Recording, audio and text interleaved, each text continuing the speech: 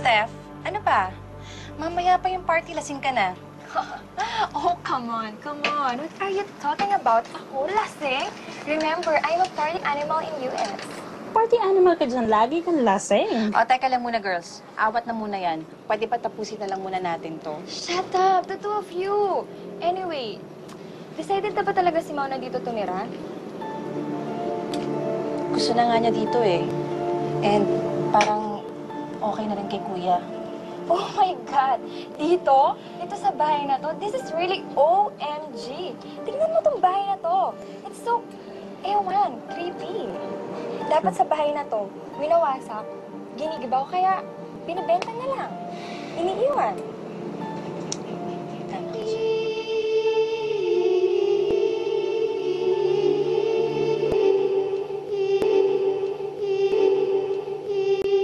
Mari, who's doing that? Uy, Scary, ah. Baka yung kapitbahay or... Teka lang, girls. Parang narinig ko na yan eh. Ah, yan yung hinaham ni Mau.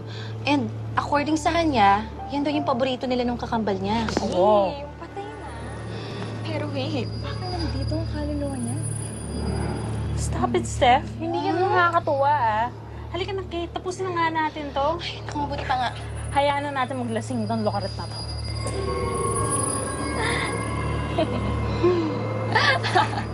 Steph.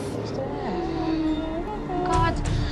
Stop! Stop it! That's not funny!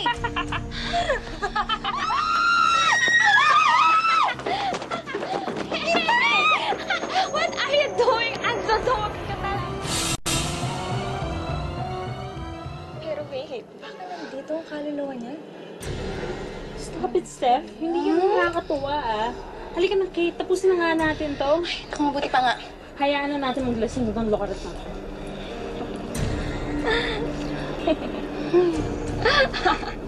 Steph.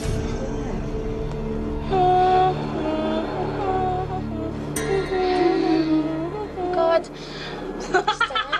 Steph! Stop it! That's not funny!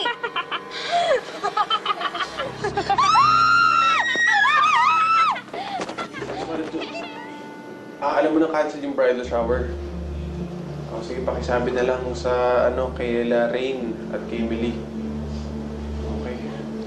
I'll explain later. Lumabas po sa findings na siya ang biktima. We assume na pinilit niyang umakyat sa balkonahe, kaya siya na-outbalance at nahulog. So, wala pong foul play. Tutuloy na po kami. Let's go. Sige po, Sir Ma'am. Ano na ba ito ng parents si Steph? Oo, pupunta na sila sa morgue.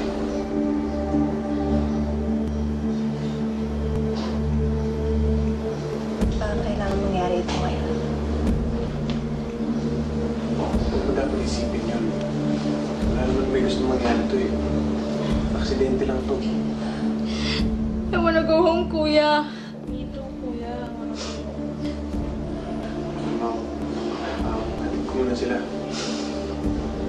Sige, mag-iingat kayo. Just make sure naka-charge yung phone mo para matawagan kita, ha?